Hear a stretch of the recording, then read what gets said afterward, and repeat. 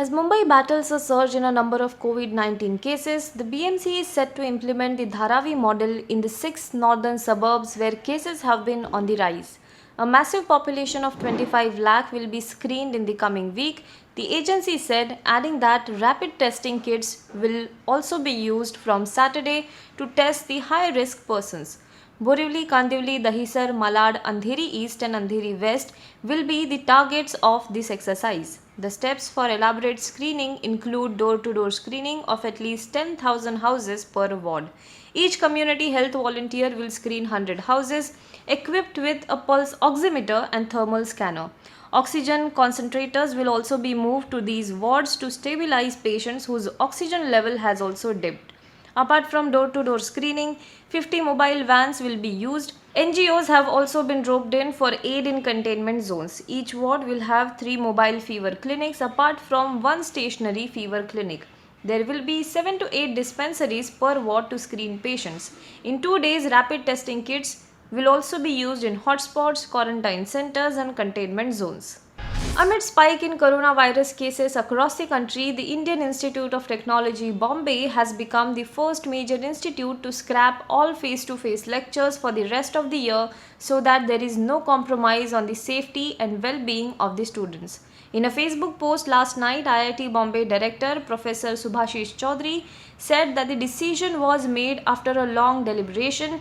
For IIT Bombay, the students are the first priority. We took the first step in India in concretely deciding how we must bring a closure to the current semester to help our student. Now, Professor Subhashish Chaudhary also wrote that given the current condition of the pandemic, how do we plan for the next semester for our students? Again, after a long deliberation in the Senate, we have decided today that the next semester will be run purely in the online mode so that there is no compromise on the safety and well-being of the students. For the first time in living memory, diesel has become costlier than petrol in the national capital after prices were hiked for 19 days in a row. On Thursday, the retail prices of diesel increased by 0.14 rupees, taking the total cost of a litre to rupees 80 per litre, marking the highest price of diesel ever recorded here. While the petrol price in the national capital stood at rupees 79 rupees 92 paise, the unprecedented development came after petrol prices remained unchanged after a spell of 17 consecutive hikes and diesel prices continued to rise. Ever since oil marketing companies restarted revising fuel prices on June 7th after an 82-day long hiatus, petrol and diesel prices rose by rupees 8.5 and rupees 10.49 per litre.